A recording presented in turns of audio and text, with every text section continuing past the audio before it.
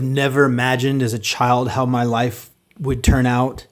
I just thought I lived in this wonderful bubble of a place called the United States of America with freedom, and everybody was wonderful and everybody had the best intentions and life was just naive. And I just had no idea that the world I lived in, that the culture I was born into had some severe, disturbing and disgusting problems, deep-rooted problems that are outrageous and absolutely disgusting and unfathomably just horrific. And everybody just goes around like nothing's wrong, like everything's hunky-dory, but we know it's not.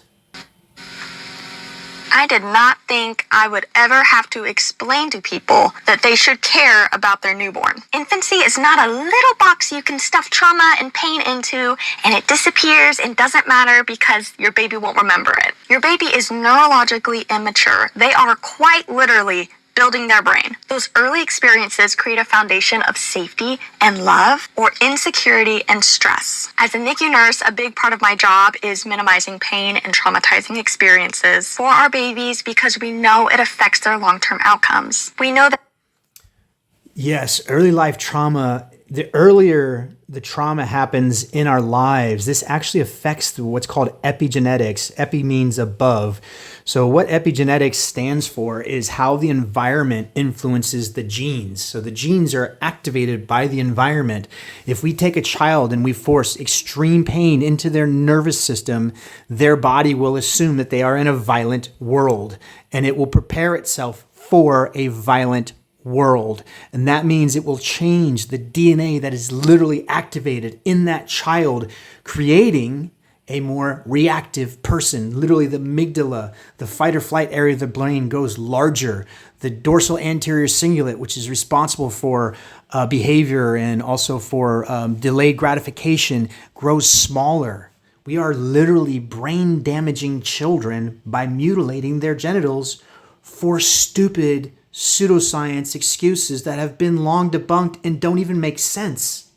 Skin-breaking events, especially surgery, affect NICU babies in particular, including cognitive scores and neurosensory disability. So when it comes to an unnecessary and painful surgery on your baby's genitals, yes, that matters. Not only is it a violation of their right to their whole healthy body, but it's unnecessary pain as one of your baby's first life experiences. That makes it matter more, not less. And yes, we have a growing body of evidence on how circumcision specifically affects attachment, emotional stability, and neurodevelopment. If you want to understand how extensively this affects attachment, neurodevelopment, all these things, just go talk to a circumcised man. Ask him, hey, are you glad you're circumcised? And you will get a trauma denial response of the order you could never imagine. This man will tell you he is so glad that he's missing the most pleasurable, sensitive part of his body, despite not knowing what he's missing. He's had no education in the anatomy, structure, and function. He has no clue what it is, but he's so obsessed with being glad. That's trauma damage. That's how extensive the damage is. These men live in delusions their whole life, claiming that they're glad that they are genitally mutilated. This is no different than a woman claiming she's glad that she was given a clitoridectomy. The foreskin is the main sensory tissue of our genitals. It is literally the equivalent in sensory function as the entire female clitoris is.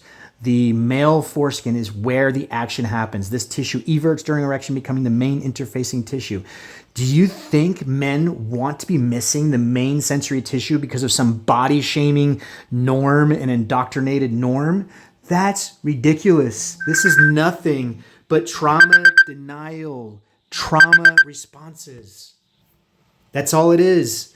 Every time you hear a man glad that he's mutilated, that's a man who's suffering a trauma denial, and he has most likely an extreme obsession with repeating the cycle. This is trauma denial and cycle repeating. Two well understood, well researched psychological responses to extreme trauma.